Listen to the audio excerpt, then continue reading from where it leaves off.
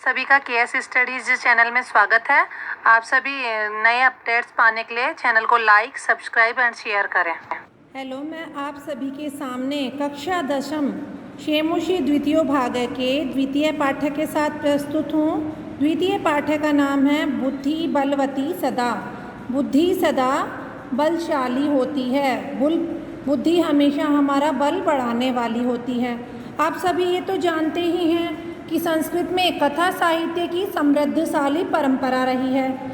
इसी परंपरा में हम ये शुक सप्तती का एक महत्वपूर्ण ग्रंथ है। इसमें क्या होगा, इसमें एक तोते के द्वारा अकेली औरत के मनोरंजन के लिए कही गई रोचक और शिक्षाप्रद कथाएं संग्रहित हैं, जो कालांतर में समय परिवर्तित होने के साथ ही हिंदी भाषा में किस्सा तोता मैना के नाम से भी प्रसिद्ध हो गई। तो आइए हम इस पाठ की शुरुआत करते हैं। प्रस्तुतो अयं पाठः है शुक सप्तति कथा ग्रंथस्य संपादनं कृत्वा संग्रहितो अस्ति। प्रस्तुत यह पाठ शुक सप्तति कथा ग्रंथ के से संपादित करके या लेकर के लिखा गया है। स्वलघुपुत्रभ्यां सह कानन मार्गेण पितृगृहं प्रति गच्छन्त्या बुद्धिमतीति नाम्न्याः महिलायाः मति कौशलम प्रदर्शितो वर्तते। और यहाँ पर हम क्या पढ़ेंगे, इस कथा में लघु पुत्राभ्याम यानी दो पुत्र अपने दो छोटे छोटे पुत्रों के साथ कानन मार्ग से, जंगल के मार्ग से, वन मार्ग से पितृगृहं प्रति गच्छन्त्या पिता की घर की ओर जाती हुई बुद्धिमती नाम की महिला का या स्त्री का मति कौशलम प्रदर्शितो वर्तते, उसका बुद्धि कौशल यहाँ प्रदर्शित किया गया है कि वो वन में जाते हुए क्या करती हैं। या पुरतः समागतम सिंहमपि भीतिम उत्पाद्य तत निवारयति। जब वो क्या करती है इस कथा ग्रंथ में, वो अपने काल के समान या यानी जो पुरतः यानी सामने, समागत यानी आए हुए, सिंहमपि यानी शेर को भी, भीतिम उत्पाद्य भय उत्पन्न करके, ततः निवार्यति उसे भगा देती है, उससे बच जाती है। इयं कथा यह कथा नीति निपुणयो शुकसारिकयो कथा माध्यमेन सद्व्रते विकासार्थम प्रेरयति। और यह कथा क्या करती है, इस कथा ग्रंथ को पढ़ने से हमें क्या पता लगेगा, इस प्रकार के कथा ग्रंथ में क्या होगा, नीति निपुण और शुक सारिका की कहानियों के द्वारा, कथा माध्यमेन कहानियों के द्वारा सद्व्रते यानी सद्वृत्ति का, सद्वृत्ति के, अच्छी वृत्ति के विकासार्थम प्रेरयति विकास करने के लिए हमें प्रेरित करती है। और हमें इस कथा के माध्यम से सभी लोगों में सद्वृत्ति का विकास करने का प्रयत्न भी किया गया है। तो आइए हम इसे शुरू करते हैं। अस्ति देवलाख्यो नाम ग्रामः। देवलाख्यो एक गांव का नाम है। अस्ति मीन्स है, अस्ति मीन्स है। देवलाख्यो ग्राम है, देउल नाम का एक गांव है।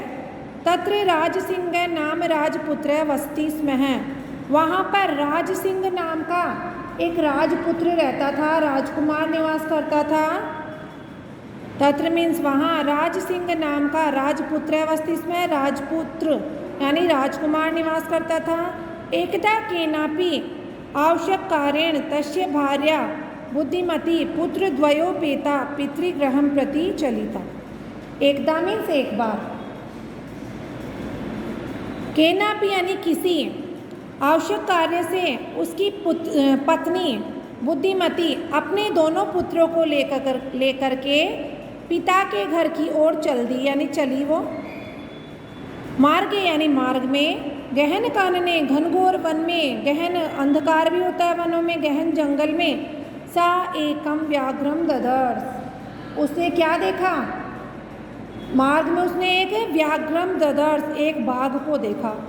सा व्याघ्रम आगच्छन्तं दृष्ट्वा धृष्टर्यात् पुत्रो चपेटया प्रहृत्य जगात्। वह उसने बाघ को आते हुए देखकर धीरता के धार्ष्ट्यात यानी धीरता से अपने दोनों पुत्रों को जोर से क्या मारे, थप्पड़ मार करके चपेटिया यानी थप्पड़ मारकर कहा, उन्हें दोनों को थप्पड़ मारकर कहा, कथम एक एक शो व्याघ्रम भक्षणाय कलहम कुरुत है, क्यों तुम, किस लिए तुम एक एक बाघ को खाने के लिए विवाद कर रहे हो। कथम यानी किस लिए, एक एक शो एक एक बाघ को खाने के लिए तुम कलह कर रहे हो, अर्थात क्यों लड़ाई कर रहे हो कि हम दोनों एक एक बाघ को खाएंगे।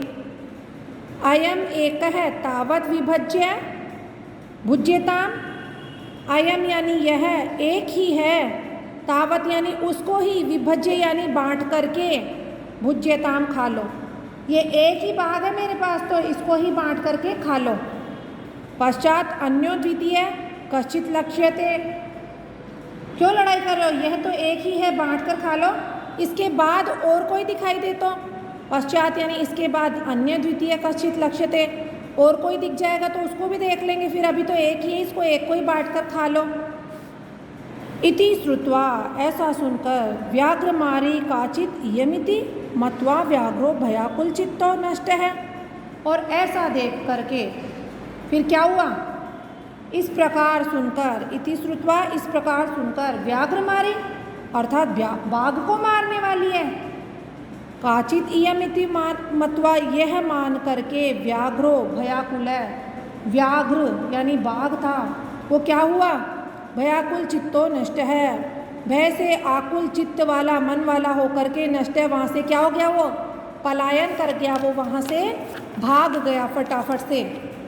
निज बुद्ध्या विमुक्ता सा भयात व्याघ्रस्य भामिनी अन्योपि बुद्धिम आलोके मुच्यते महतो भयात, इस प्रकार से उसने क्या कहा, क्या सुना, मतलब क्या हुआ फिर, वह रूपवती स्त्री निज बुद्धिया यानी अपनी बुद्धि से, सा व्याघ्रस्य भामिनी यानी बुद्धिमालों के अपनी बुद्धि से, वह रूपवती स्त्री क्या हुई, सिंहो व्याघ्र से भयात मुक्त है मुच्यते यानी व्याघ्र के भय से भी मुक्त हो गई, वह रूपवती स्त्री है ना, निज बुद्धिया विमुक्ता अपनी बुद्धि से विमुक्त हो गई, सा भयात व्याघ्रस्य भामिनी, वह यहाँ से आ गया, सा विमुक्ता निज बुद्धिया वो अपनी बुद्धि से विमुक्त हो गई, मुक्त हो गई, व्याघ्र से भामिनी बाघ से भी मुक्त हो गई, अन्योपि बुद्धिमालों के मुच्यते महतो भयात, तो इससे ये माना जाता है कि दूसरे बुद्धिमान लोग भी क्या करते हैं, इस लोक में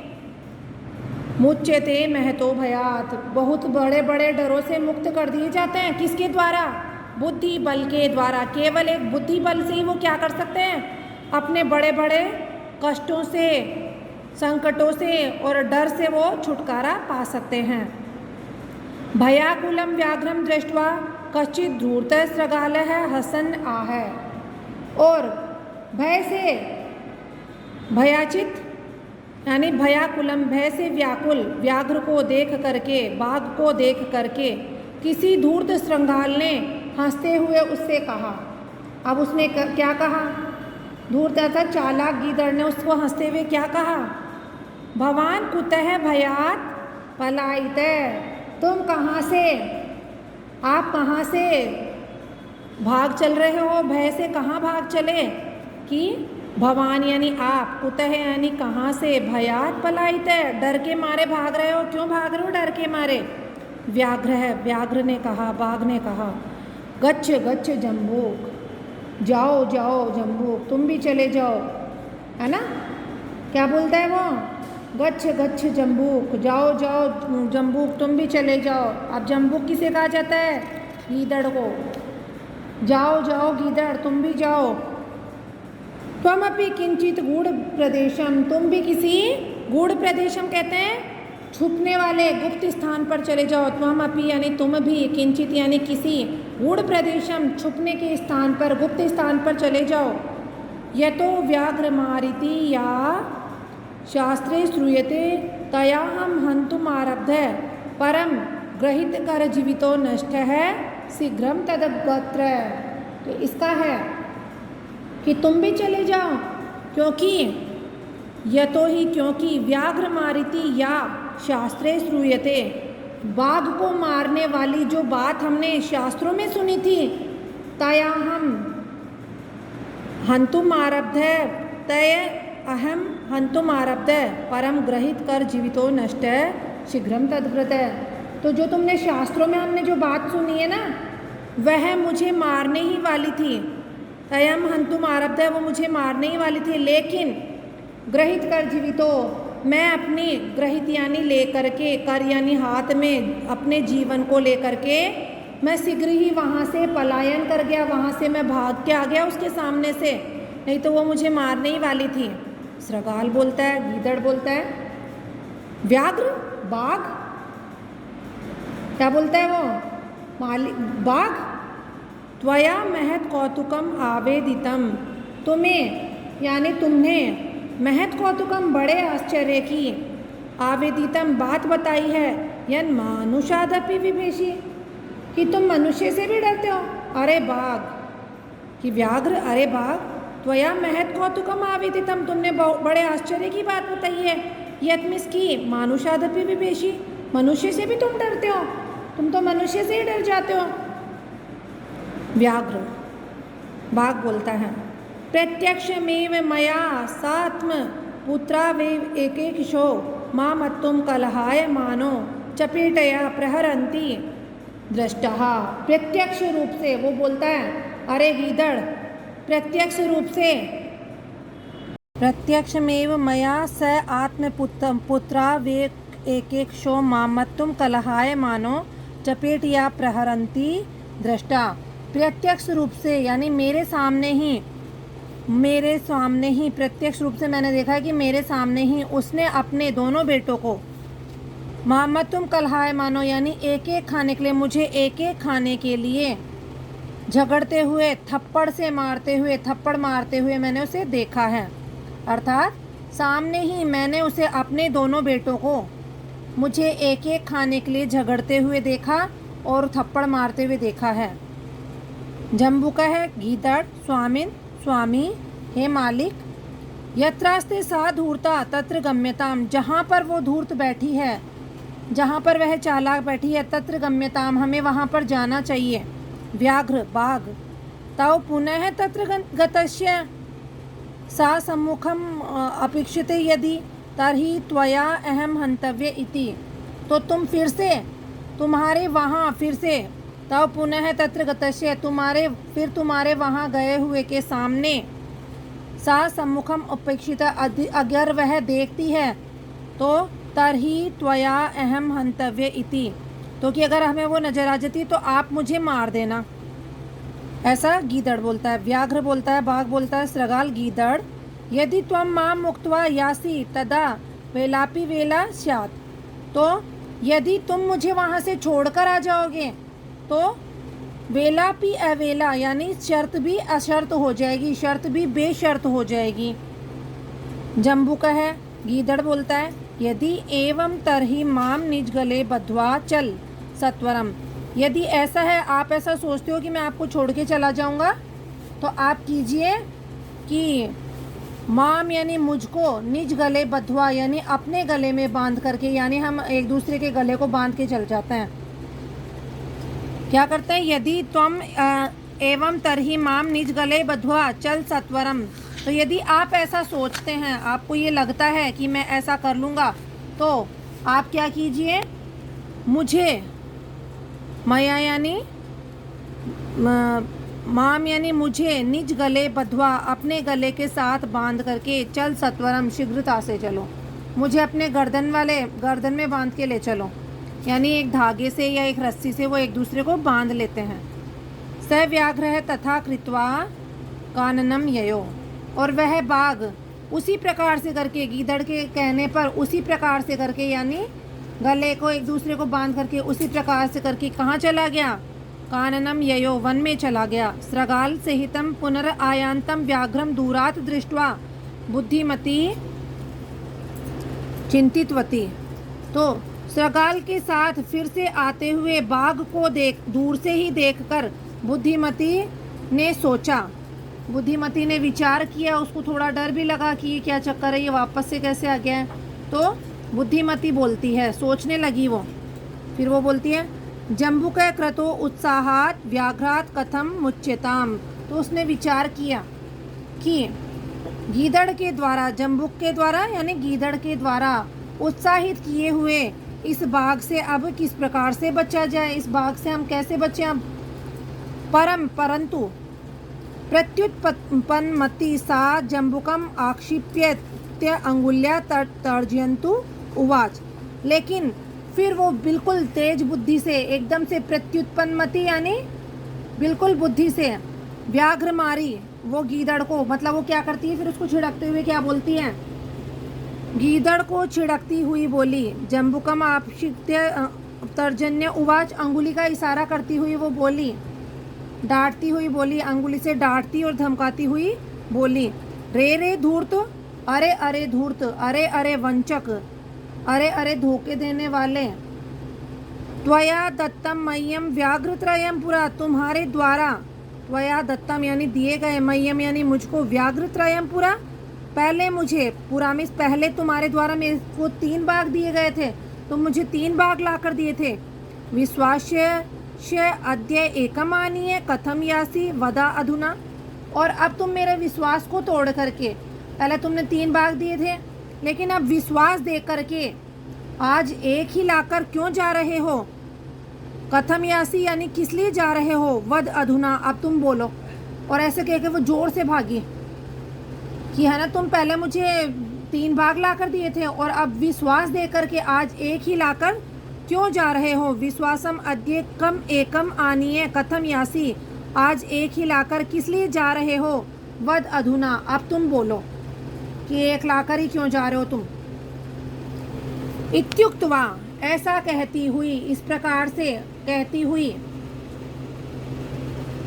धाविता इत्युक्त्वा धाविता तूर्णम व्याघ्रमारी भयंकरा व्याघ्रोऽपि सहसा नष्ट गलबद्ध सृगालक। इत्युक्त्वा इस प्रकार से कह करके, धाविता तूर्णम तेज गति से दौड़ने वाली, यानी धाविता तूर्णम व्याघ्रमारी भयंकरा वो व्याघ्र को मारने वाली बुद्धिमती स्त्री तेजी से, बिल्कुल तेज गति से वो दौड़ी। व्याघ्रो भी सहसा नष्ट गलबद्ध सृगालक, और व्याघ्र भी, वो बाघ भी सहसा नष्ट एकदम से भाग गया और उसके गले में बंधा हुआ वो सृगाल गीदड़ भी एकदम से भाग गया, यानी वो दोनों के गले तो बंधे हुए थे ही, और वो बाघ भगा तो वो सृगाल भी उसके साथ भाग गया।